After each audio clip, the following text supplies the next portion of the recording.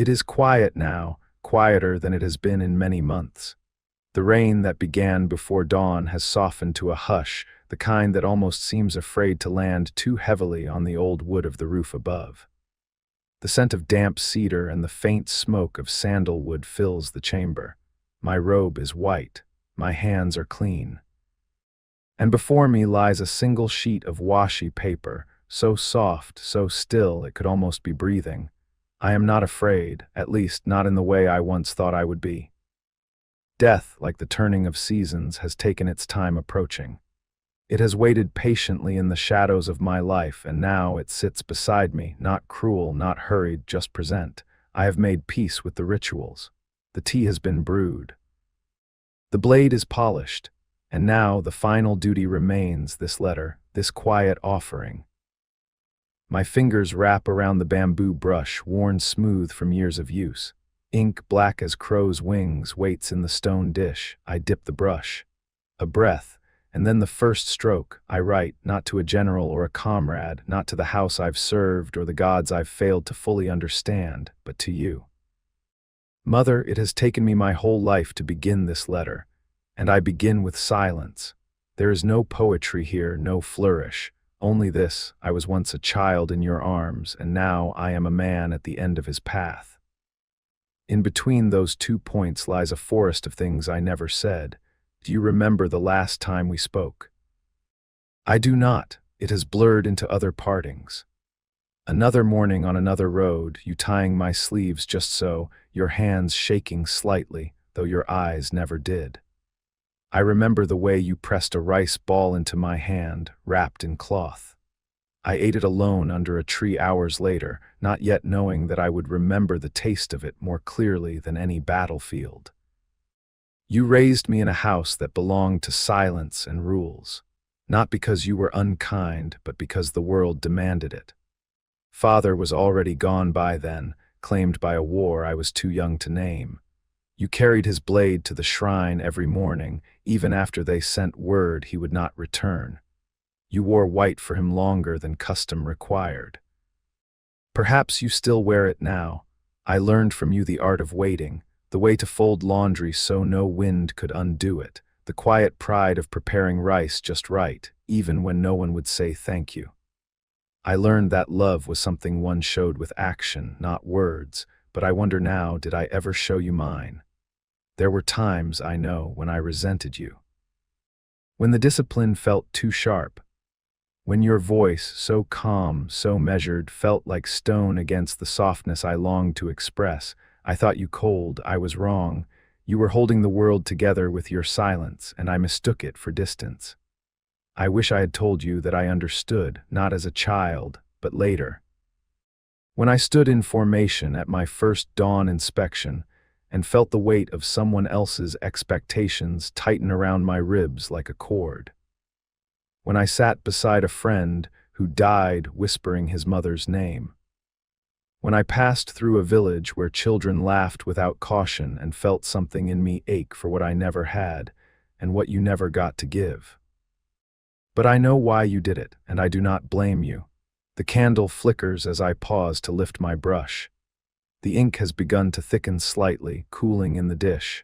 Outside, the rain is slowing further. Perhaps it will stop by midnight. That would be fitting. I wonder if you are still alive where you sit now, whether you've lit incense for me already. Whether you have guessed the truth that this letter will never reach you, that it is not meant to. I write it for you, yes, but also for me. For the boy I was who never understood how much courage it took to raise a son meant for war. For the man I became who carried your silence like a second sword. For the ghost I will soon become who needs to speak this truth before he vanishes. Mother, I did not become great. I did not rise high in the house of my Lord. I was not the brightest nor the boldest, but I was loyal. I was kind when the world allowed me to be. I never fled from duty, though my knees trembled many times. I buried friends with my own hands. I whispered prayers over enemies. I tried always to leave the earth softer than I found it. I remember the story you once told me of the crane who broke its wings to bring water to a dying child. I didn't understand it then. Why would the crane sacrifice itself? But I think I do now. There is more dignity in service than in glory, more honor in tenderness than in triumph. If you are no longer among the living, then perhaps your spirit will find this letter. Perhaps you already wait nearby, unseen. Perhaps you will forgive me for the things I did not say, or perhaps there is nothing to forgive at all. I have kept your scarf with me all these years. The one you stitched when I was 5, with the faded blue flowers at each corner. It still smells faintly of ash and tea leaves. I will fold it around the hilt of the blade before I kneel. There are so many things I will never know, whether you remarried, whether you found peace in your later years, whether the plum tree in our garden still blooms as it did the year I left. But I know this: I was loved, not with words, not with embraces, but with rice balls and clean robes and silence. And that was enough. My hand grows tired now. The brush drags slightly with each stroke. I will finish this letter soon. The candle's light grows thinner as though it, too, is listening. If you could hear me now, I would say thank you, not for making me a warrior, but for making me someone who can say goodbye like this, with stillness, with ink, with love. Good night, Mother. Before a man is a warrior, he is always someone's child. There was a time when my world stretched only as far as the dirt path between our home and the stream, when my legs were too short to climb the stone wall near the plum orchard, though I tried again and again until the knees of my robe were stained green from moss and earth. The blade had not yet entered my hand, nor the idea of duty my heart. There was only the sky, the scent of wood smoke, and the feel of warm rice in a lacquered bowl placed gently beside me. I remember the cherry tree best, the one that leaned just slightly eastward, as though bowing toward the rising sun. In spring, its petals would fall like silent rain, brushing against my face as I lay on my back in the grass below. I would catch them when I could, but mostly I just watched. There was something in their drifting that felt important, even if I didn't yet know why. My days began early, with the soft creak of floorboards as Mother stepped into the kitchen. The sound of water being poured, of rice being rinsed in a clay bowl. I could always tell what the weather would be by how the wind moved through the cracks in our wall. When it came from the north, cold and sharp, she would lay out my heavier robe. When it was warm, she left the doors open so that the scent of the morning could wander in and greet me like an old friend. Father was a quiet man, but not distant. He didn't speak often, but when he did, it was always in stories. I sat on his knee one night and asked him why the moon had scars. He said they were the footprints of a warrior who walked too close to the edge of heaven. He told me there was once a fox who disguised himself as a man and fell in love with a village girl, and when she found out the truth, she still chose to love him anyway.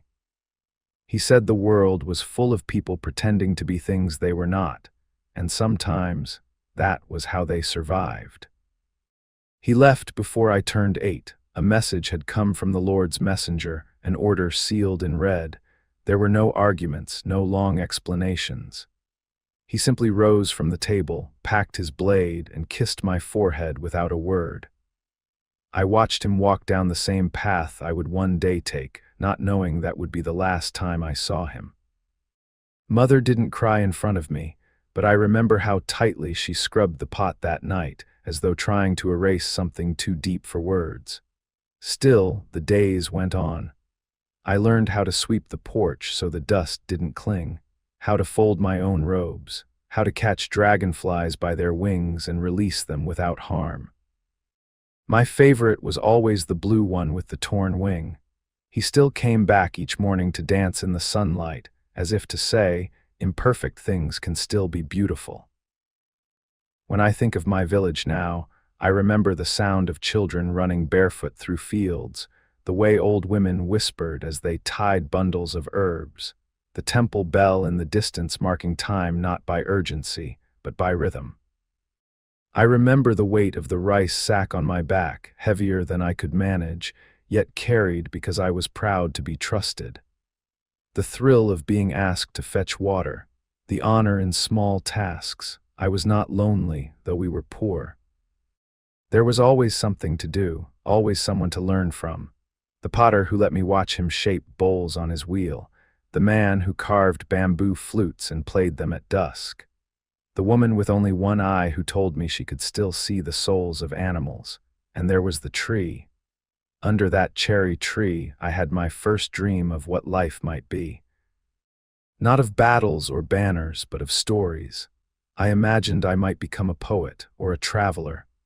I imagined that maybe I would grow old in that village, carrying water long after my hair turned gray. I imagined I would plant another cherry tree beside the first and sit beneath it with my own child one day. But the world is not built from the dreams of boys. When the men came to our village and stood tall in their armor, their faces unreadable, we all stood in line. They looked at our shoulders, our stances, our eyes. They chose 3, I was one of them. I was told I had the makings of a soldier, that I should be proud.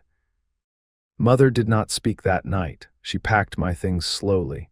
She folded my robe twice. She placed her hand on my head and said, "Do not forget who you were before the world tells you who you must be."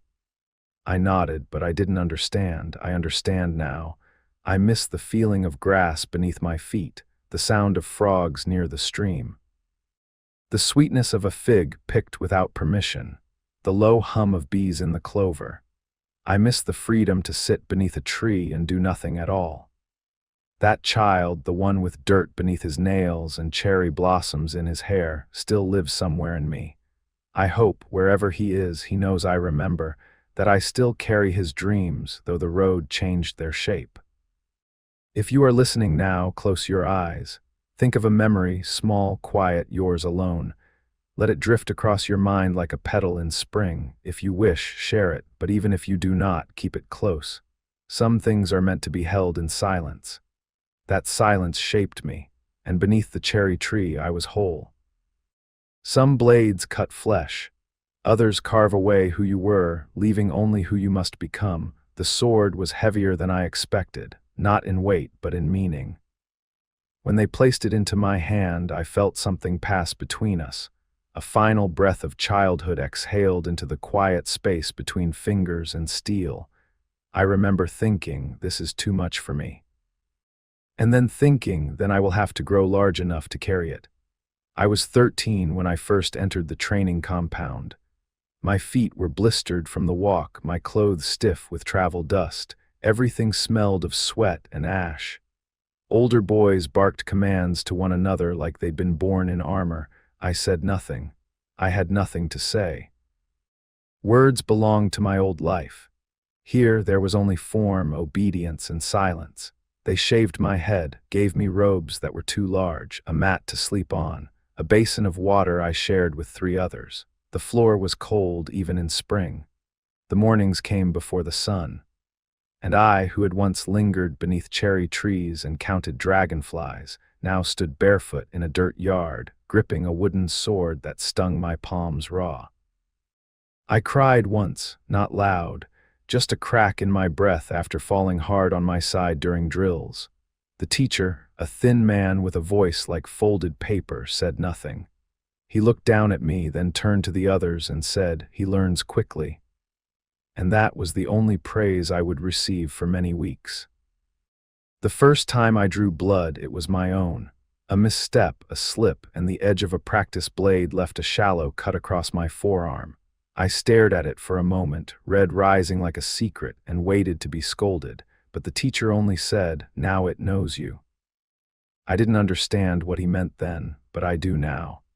There is a difference between holding a sword and being held by it. One is a gesture, the other is a surrender. In time, the sword becomes more than a tool. It becomes a mirror. It shows you where your fear lies, where your anger hides, where your strength begins and ends. Discipline was not just about strikes and stances. It was about learning to endure hunger without complaint, to bow even when you were right, to clean your blade before you cleaned your wounds, to write poems in the margin of your notebook that no one would ever read, because poetry kept your soul soft enough not to forget what it meant to be human. They called it Bushido, the way of the warrior, but no one ever truly explained it. It wasn't something written down or recited like a scroll. It lived in your bones, in the way you folded your sleeping mat each morning, in the way you greeted the cook with respect, even if all he gave you was a half bowl of millet and a silence deeper than yours. Some boys didn't make it past the first season. A few ran away. One disappeared in the night, leaving only his robe neatly folded on the mat. I asked what happened to him. The teacher said he remembered who he was too soon, and then nothing more. I stayed, not because I was braver, but because the idea of returning empty-handed to my village felt heavier than any sword. Pride, in the end, is a quiet burden, one you don't realize you're carrying until you try to set it down. By my 15th year, I could cut through straw targets without blinking. My bruises faded faster. My breathing slowed even in pain. I no longer flinched at the whistle of wood slicing air beside my ear, and yet I missed the sound of the stream back home, the quiet between the temple bells. I missed my name spoken in my mother's voice. Here, I was no longer the boy beneath the cherry tree. I was another number in the line, another body to fill the formation. But sometimes, before lights out, I would press my ear to the mat and listen for the sound of crickets, hoping they sang here too as they did back home, hoping they hadn't forgotten me. One evening, my teacher handed me a real sword, not wood, not dulled, the real thing. He didn't explain why. He simply placed it in my palms and said, "You are no longer practicing. Now you are remembering." Remembering what, I didn't know. But as I stood beneath the moon, the blade in my hand reflecting silver like water, I felt something shift inside me, not pride, not fear, just stillness, a clarity that hadn't existed before. I was part of something larger now, a story not written in ink but in blood and silence. I would never speak of this to others, not because I was ashamed, but because some rights are meant to live inside you untouched by words. They shape your walk, your gaze, your way of listening. They tell you when to speak and, more importantly, when not to. It was around this time I began to understand that my life would never truly be my own again. That from now on I belonged to the code, to duty, to the house of my Lord. My choices would be few, but I would make them fully. I would bow deeply, strike cleanly, and leave no room for regret. Still, in the quiet moments, after drills, after rice, before sleep, I sometimes let myself remember the boy I had been. The one who caught dragonflies, the one who asked his father why the moon had scars, the one who watched cherry blossoms fall and thought they looked like snow. And I hoped that boy would forgive the man I had become. If you're still with me now, perhaps you've known something like this. A time when the world asked you to become more than you were ready to be. A moment when a door closed behind you and another opened that you had no choice but to walk through. Think on that for a while, no need to rush, let it sit beside you like an old companion. Sometimes the hardest thing isn't becoming strong, it's remembering why you needed to. Service is quiet, it's not the clang of swords, but the silence after you bow. When I entered the house of Lord Tekyama, I expected grandeur, banners fluttering in the wind, steel ringing in the courtyards, elders nodding solemnly as we recited codes of honor. What I found instead was a long corridor that echoed too much, servants with eyes cast low, and mornings filled not with battle, but with sweeping. Always sweeping. There were no heroes here, only hierarchy. Each man knew his place, and those who forgot it were quickly reminded. We wore armor, yes, but more often we polished it than used it. There were drills, of course, form, precision, the endless cycle of sharpening blades that would never touch an enemy. But mostly we waited. Waited for orders that rarely came. Waited to be seen. Waited for something to begin. My tasks were simple at first: fetch water, clean my senior's blade, stand watch outside the Lord's residence during council meetings I would never be invited to, It was an honor, they said, and perhaps it was. But the days stretched on like unrolled scrolls, long, detailed, and unread. Still, I did as I was told. I bowed deeply. I learned to move soundlessly across the hallways. I memorized the gestures of respect, when to kneel, when to speak, how long to hold a gaze before dropping it. These things mattered more than swordsmanship. They were the true armor we wore, and I missed home. I missed the uneven path behind our house, the one that curved slightly toward the rice fields. I missed the old woman who sold persimmons and always gave me one extra for the road, though she knew I had nowhere to go. I missed the way my mother used to hum softly as she folded clothes, always the same tune, though I never knew its name. But homesickness is a luxury in a place built on obedience. So I folded it up like an old letter and tucked it into the quiet space between breaths. There was pride in endurance, they told us, and shame in longing. Not all days were empty. Some shimmered with meaning, if briefly. There was one man, Shoji, older than me by just 2 years, but he moved with a grace that made him seem carved from something finer. He had a way of laughing that didn't break the silence but invited it to laugh with him. We weren't supposed to be close. Bonds made men weak, said the elders. But late at night, while oil lamps flickered and the wind tested the shutters, we talked. He told me about his sister, who ran away to join a traveling theater troupe. He told me about the time he'd stolen a bell from the temple because he liked its sound. He told me he didn't think we were meant for this life, but he'd stay anyway because leaving would hurt someone he couldn't name. I told him about the cherry tree and the crane story my father used to tell, and about how I still flinched sometimes when I heard blades unsheathed too quickly. He didn't laugh, he just nodded like he understood. We weren't brothers, but if the world had offered us a different path, I think we could have been. Then, one winter, word came that our Lord had angered a neighboring house. There was to be a show of strength. A minor skirmish, they said, nothing serious, just enough to remind the border lords who ruled this region. Shoji was chosen to ride out. He didn't return. They said it was quick. A spear through the chest. He fell before he touched the ground. I imagined him still for hours, his body cooling beneath the snow, eyes wide, fingers curled in surprise. I wondered if he had whispered anything. If he'd thought of the theater troupe or his sister or the way we used to listen for crickets at night. They burned his body without ceremony. Ash to ash. Duty fulfilled. I stood at my post that evening, just as I always did. I bowed when the steward passed. I polished my blade even though it was already clean, and I felt something inside me crack just slightly like an old pot set too close to the fire. It didn't shatter, not yet, but it never quite held the same shape again. I stopped speaking as much after that. I became more efficient, my movements tighter. I learned how to make myself invisible when not required. I thought that was what strength looked like, vanishing your feelings before they had a chance to form. But every now and then, in the stillness between shifts, I would trace the edge of my blade with my fingertip, not enough to bleed, just enough to remember that I was still flesh. Still here, the politics around us thickened like smoke. There were rumors, alliances shifting, whispers of betrayal, scrolls passed in the dead of night.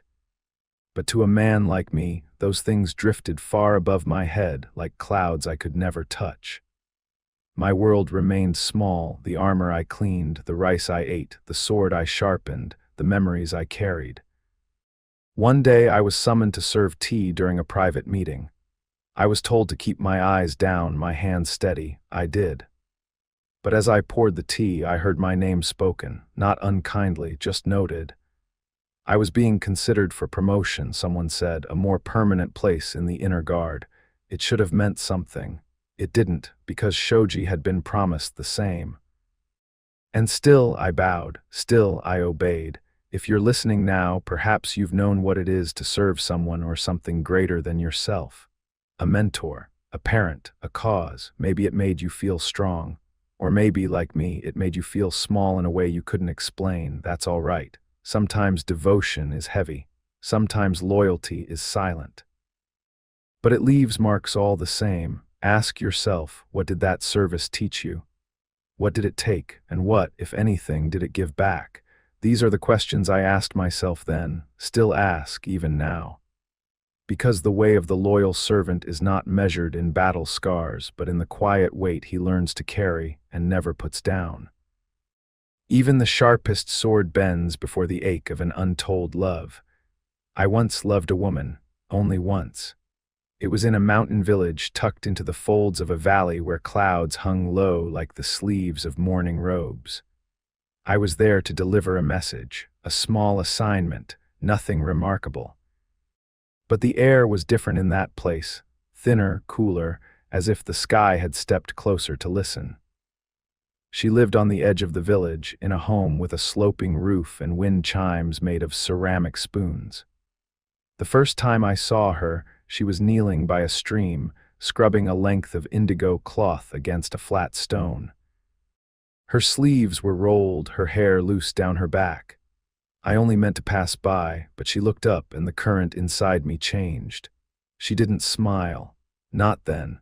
Just nodded once politely before returning to her task.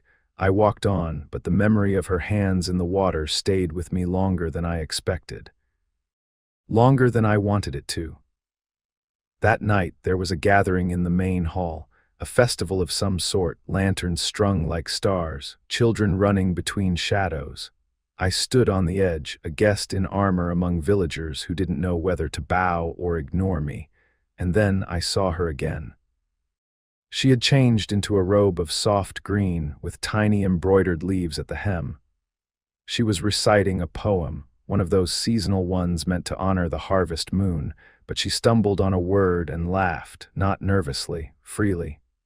It was that laugh that undid me. When it ended, she passed near where I stood. I bowed, she paused. "You're the messenger," she said, with a voice like running water. I nodded. "And you're the poet who can't pronounce silver," I replied. She laughed again. I think that's when it began. We spoke the next evening and the next, nothing improper, nothing that could be called betrayal. But we lingered too long near the edge of something. She told me she liked words that didn't have direct meanings, like aware, that feeling when beauty and sadness mix, when something fleeting becomes unforgettable. I told her that's what her voice felt like. She didn't blush. She just looked at me as if she were measuring a distance neither of us were allowed to cross. One evening, she brought me a book of poems. It was wrapped in cloth, tied carefully. "These were my mother's," she said. "She believed every life is a poem, even the quiet ones." I opened it, and a pressed flower fell out, withered but still fragrant. She read to me that night, sitting near the paper lantern in the corner of her home. Outside, the wind pressed against the walls like a reminder. The verses spoke of longing, of waiting, of a traveler who never returned but whose name lived on in the petals of a wild plum blossom.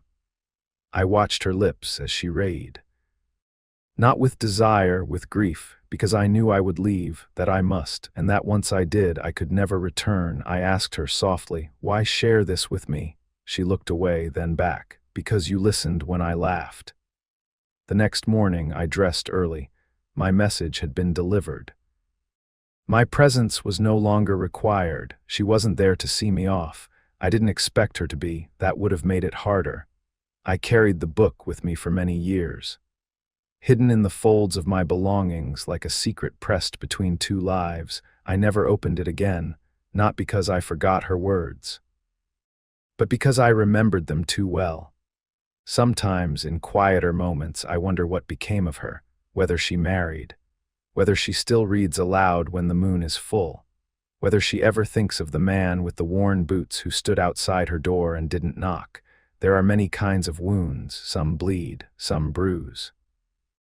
And some remain invisible, felt only when certain winds blow or certain memories return unbidden. This one never healed, but it never festered either. It became a soft ache I carry gently, like a scar I do not show but never hide. We samurai are taught to abandon attachment, to see love as a thread that tugs us away from duty. But they never teach us what to do when love arrives not as temptation, but as understanding, when it asks nothing of you except to be remembered. So I remember. I remember the shape of her shadow on the paper door, the way her fingers lingered on a page even after she stopped reading. The sound of her voice rising and falling like waves against stone. I remember that I was once more than a servant, more than a blade. I was a man who listened to poetry by candlelight and believed, just for a moment, that something soft might grow within me. If you are still with me, perhaps there is someone you never got to love fully. A name you whispered once, then never again. A story that ended before it truly began. You don't need to speak it aloud, just remember it. Hold it like a folded poem tucked quietly in your heart. Some loves are not meant to be lived, only felt, and even that can be enough. Death doesn't announce itself with a trumpet. It breathes behind your shoulder softly, like a lost friend. I had imagined battle 1,000 times before I ever stood in one. In the courtyard during drills, we were told it would be swift, purposeful, clean, that our training would carry us, that honor would steady our hands. But no one ever told us about the silence.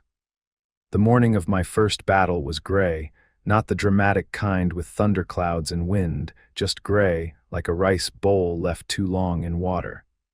We stood at the edge of a field, its grass already trampled by the movements of men and horses. There were no speeches, no banners waving triumphantly. Just the sound of feet shifting in armor, the occasional cough, the quiet creak of a bow being tightened, the murmured prayers to ancestors that hung in the air like incense smoke. I remember the mud most of all. It clung to my sandals, sucked at each step like it wanted to keep me from moving forward. My hands trembled. I kept gripping the hilt of my blade to steady them. It didn't help. The man beside me, Hiroto, whispered something about how his brother once told him that butterflies would appear before death came.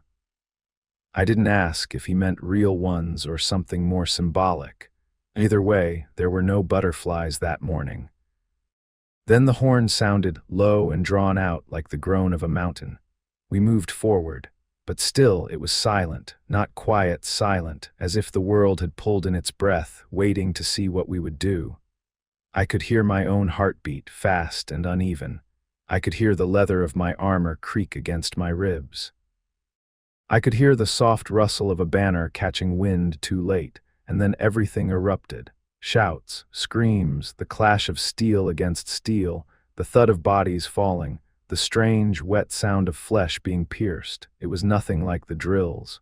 No one moved with elegance. It was frantic, chaotic, terrifying.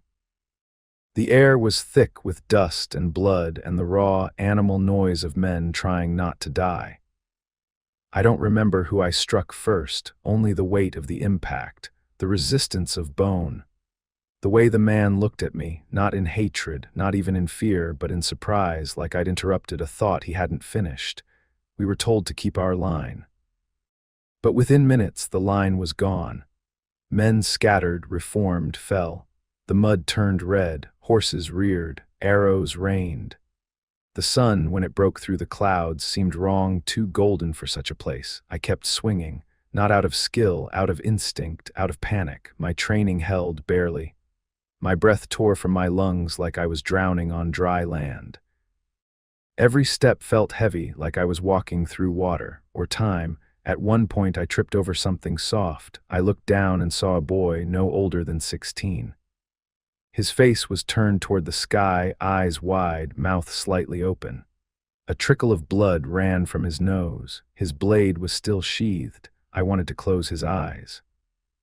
But someone yelled behind me and I had to move. Hours passed, or minutes, I couldn't tell. Eventually, our side pushed forward, the enemy retreated. And just like that, the sound faded again, not into silence, but into aftermath. I sat on the ground, breathing hard, unable to speak. My hands were still trembling. My blade, sticky and dull, lay across my lap. Around me, the field buzzed with flies and groans. Somewhere, someone wept, someone else laughed, a wild, too loud laugh that didn't know where else to go. I found Hiroto slumped against a tree. He had a gash across his thigh but smiled when he saw me. "No butterflies," he said, then he winced. "Maybe next time." We both laughed, but not because anything was funny. Later, as we helped gather the wounded, I found myself drawn back to that moment before the horn, that deep, unsettling silence. It felt sacred in a way, like the world had opened a door to something ancient and terrible, and we had walked through without knowing what we'd left behind. That silence taught me more than the blood ever could. It taught me that courage is not what I thought it was. It's not the absence of fear. It's the decision to step forward even as fear claws at your chest. It's the choice to hold your blade steady even when your knees want to give.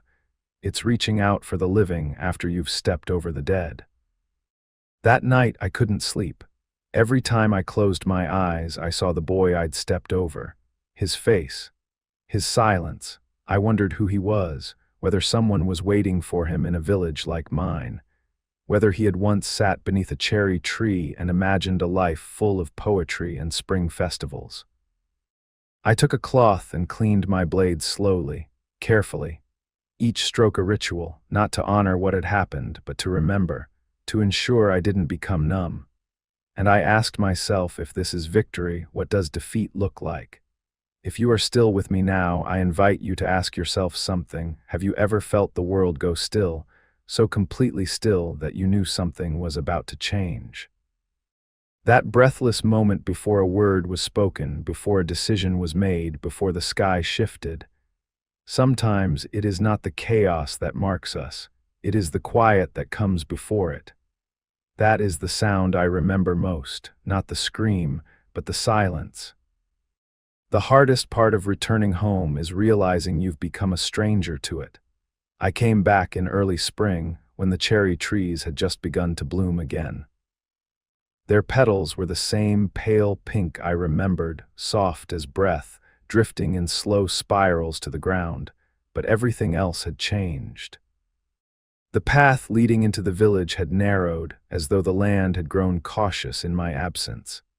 The stones were uneven, the weeds taller. I paused where the old shrine used to stand, only to find it gone, replaced by a pile of lumber and a child's ball half hidden in the grass. No one recognized me. I suppose I shouldn't have expected them to. A decade is a long time, long enough for the lines on a face to deepen, for a young man to become something else entirely. I didn't wear my armor, just a travel robe, plain and dusty. I passed two boys chasing each other with sticks, and for a moment one looked at me, really looked, and I thought perhaps he might ask something. But he only blinked and ran on. My mother's house was still standing. The door creaked in the same way. The roof had been repaired, though the new wood didn't match the old. I stood at the threshold for some time before entering, half expecting her voice to greet me from the back room. It didn't. Inside, there was little left of her. A faded kimono folded neatly on the shelf. The kettle she used to boil water in now rusted at the edges. The air smelled of old dust and plum blossoms, sweet but tired. A neighbor told me she had passed 2 winters ago, peacefully in her sleep. They had buried her with quiet respect, no ceremony, just the way she would have wanted. I thanked them, bowed, and then sat in the garden for a long time, listening to the wind move through the trees. The cherry tree was still there, taller than I remembered, its branches thicker, reaching a little farther into the sky. I placed a hand against its bark, rough, solid, unchanged, and yet I was not the boy who once lay beneath it counting clouds. That boy had disappeared somewhere between orders and oaths, between drawn swords and unsent letters. Still, I searched for him in the folds of my memory, hoping he might step out from behind a bush or call to me from the stream. He didn't. Instead, I made tea, alone. The water took longer to boil than I recalled. The cup, chipped at the rim, felt strange in my hand. I sipped slowly, watching a pair of sparrows dart through the blossoms above. Across the garden, a child watched me from the fence. He had wide eyes and bare feet, and he gripped the post like it might run away. When I smiled, he didn't smile back, but he didn't flee either. Just stood there studying me, as if trying to decide what kind of ghost I was. I asked if he wanted tea. He shook his head.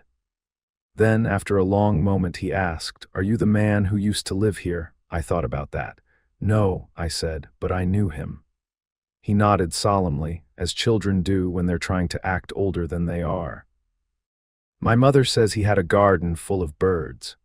I looked around. The same bamboo fence, the same stone path, no birds now, but I remembered the birdseed, the clay bowls my mother used to fill each morning, the soft tapping of wings on the windowsill. She was right, I said. They came for the kindness. He didn't understand. But he stayed a moment longer before running off. That night I slept on the same mat I'd once laid on as a child. It felt smaller, or maybe I had grown too large for the space I used to fit in. I listened for the creaking of her footsteps, for the sound of rice being rinsed, for her quiet humming, but the house remained still. In the morning I swept the porch, just as she used to. I scattered some crumbs for the birds, though none came, and I sat in the garden watching the petals fall. There is a belief among us that steel is eternal, that blades, once forged, do not age as men do, but I've come to see it differently. Even the sharpest sword, left untended, will rust. Will dull. Time carves away at everything, not with violence, but with patience. It is not the battles that wear us down, but the years between them. And yet, not all things fade with sorrow. Some days return to us in fragments. The weight of a bowl, the smell of pine smoke, the sound of laughter through a paper wall.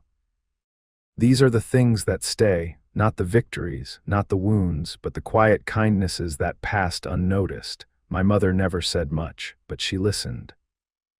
When I told her about the stories Father used to tell, she just nodded as though she'd known them all along. She never scolded me for crying the night I left. She only tightened my robe and said, "Walk carefully. Even brave men trip." Now, as the sun sets behind the hills and the last blossoms drift to the earth, I think of all I've carried and all I've left behind. If you're listening now, perhaps there's a place you once called home. A street, a school, a kitchen. Maybe it's still there. Maybe it's not. Maybe, like me, you've wondered what you would say if the walls could answer, if the ground beneath your feet remembered who you were. What would you say? I think I'd say thank you. Not for the comfort, not even for the memories, but for letting me come back, even if only as a stranger, even if only for a little while. There is dignity in endings that we choose, even when the world offers none. I woke before the sun today, not from fear, from stillness. The air was cool, not cold. A wind had slipped in during the night, and the tatami mat creaked faintly beneath my knees as I rose. Outside, the garden was quiet. A single pine cone had fallen near the old stone basin, its shadow long and pointed in the morning light. I watched it for a while, as one watches a guest arrive too early to knock. There is a ritual to leaving, just as there is to living. I began with water, a slow, deliberate bath, as tradition requires. I filled the wooden basin myself, carrying pails from the garden cistern. The water was cold. It shocked the breath from my lungs, then reminded me I was still, for now, alive. I washed every part of myself with care, not for vanity, but for clarity, for acknowledgement. This is the body that carried me. The arms that struck, the legs that knelt, the fingers that wrote this letter, I whispered thanks to each. After, I dressed in white, not ceremonial robes, just the plain garments of departure, simple, clean, undyed, the color of beginnings and of ends. I tied my sash slowly, precisely. Folded each corner so that nothing pointed outward. These things matter, though no one may see them.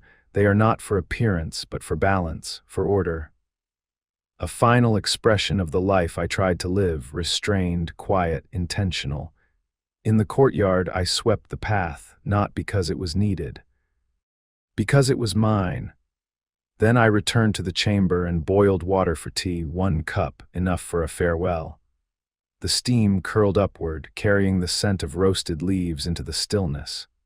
I held the cup in both hands, let it warm my palms. I did not drink right away. Instead, I waited. Let the quiet settle into my bones. Somewhere outside, a bird called once, then fell silent. It has been many years since I first learned the word seppuku. I remember how it was explained: an honorable death, a restoration of face, a final act of loyalty, but those are the surface meanings. Repeated like mantras, passed from mouth to ear until the words lose their shape. Now, as I sit here, nearing the end of the page and the edge of breath, I see it differently. Seppuku is not about glory, it is not a performance, it is a return, a way of stepping out with grace when the world has offered no door. It is not the pursuit of death, but the reclaiming of one's voice in the moment before silence. There are many deaths. Some occur suddenly in the chaos of battle under a sky streaked with arrows and fire. Others arrive like soft guests, unexpected but not unwelcome. Mine is neither, nor is it tragic, it is simply mine. I do not leave with bitterness, nor with regret, only with the quiet understanding that I have walked my road and now it ends. Not every man is given the chance to write his last words. Fewer still are granted the time to choose the manner of their going. For that I am grateful. This letter, this cup, this robe, this breath, they are gifts, however small. My blade lies beside me. It is clean. It has not been drawn today. It will be soon, but not yet. First I will finish this ink, this final thought, this offering. I think of my mother, who taught me how to bow, who told me once that when flowers die, they do not fall, they let go. I think of Shoji, laughing in the shadows of a barracks too small for our dreams. I think of the woman in the mountain village, her voice brushing against the paper lantern light like silk. I think of the boy I was, lying beneath a cherry tree, not yet knowing what it meant to carry honor like a weight that both lifts and buries you. I think of the men I killed. I remember each face. I speak no justifications, only remembrance. I think of the silence before my first battle, and the silence now. They are not so different. I do not know what comes after this. If there is a spirit world, I hope it is simple. A riverbank with soft grass, the smell of wood smoke, a familiar song on the breeze. I do not expect reward, only rest. I have worn many faces: warrior, servant, son, ghost. I have followed the path carved before me, but in this I choose, not because I wish to die, but because I choose not to be erased. I choose to become my own ending. I raise the tea to my lips. The flavor is earthy, familiar, deep. I hold it for a long time before swallowing. The brush slows in my hand now. The ink is nearly gone. My name will follow these final lines. If you are still listening, ask yourself gently, what does a good ending mean to you? Is it peace? Is it truth? Is it the chance to speak before falling silent? Whatever it is, I hope you find it. I hope you choose it. And when you do, I hope the wind carries your name softly, like a leaf that never forgets the tree it once belonged to. This is mine. I let go. The ink grows thin now. The brush drags slightly, its strokes lighter, more hesitant. I dip it once more into the stone dish, but the black has faded to gray. I will write only a few more words. There is a comfort in that, in knowing that not all stories need to be endless, that some are meant to close, softly like a sliding door at dusk. I have told you what I can, not everything. Not every detail, not every silence, but enough to show that I lived. That beneath the armor, behind the bowing and the orders and the stillness, I was someone, a boy who chased dragonflies, a man who listened to poems, a friend who buried his dead with both hands, a son who remembered the way his mother folded robes long after her voice had faded from memory. There is no glory in this letter, no instruction, no lesson really, only a shape. The shape of a life carried carefully across seasons, not perfect, but whole. I sign my name at the bottom, not for pride, but for presence. So that when someone finds these pages, if they ever do, they will know who spoke, who dared to reach across time and place to whisper, I was here, I thought. I wondered, I remembered, the paper is folded with care. each crease pressed with fingertips now steady in their final act. I place the letter inside a wooden box. The lid fits snugly. The grain of the wood is warm like something once living. I tie a thin cord around it twice. That's enough. I do not plan to send it. There is no address, no courier, and yet I hope it will be found. Perhaps by a curious stranger in a forgotten storeroom. Perhaps by someone who simply needed a voice that didn't ask for anything in return. And if you are the one reading or listening, then perhaps this letter is yours now, not because it was written for you, but because you were the one who stayed, who listened to the quiet, who did not turn away when the story slowed, or when the words became tender, or when the silences stretched a little too long. I hope something in this has stayed with you, a sentence, a moment, a breath. I hope it reminded you of your own first memory, your own place of peace, your own shadow that once stood under a blooming tree and dreamed of something soft in a world built hard. This life of mine, it held war, yes, and grief and silence. But it also held tea shared beneath lantern light, the hum of crickets behind paper walls, the rustle of robes in the wind, the warmth of hands folded in thanks. It held hope, though I rarely named it, and in the end it held this letter, so that someone you might carry it forward. If this letter found you, perhaps it was meant for you all along. Before I go, may I ask for something small? If you'd like to hear more stories like mine, more lives tucked into the folds of history, quiet but waiting, consider staying. There are many voices still unheard, many letters still folded, many forgotten names still blooming in the margins, and if you feel moved, write a single word below. One word that captures how this journey felt for you. No need for poetry, just truth. One word will do.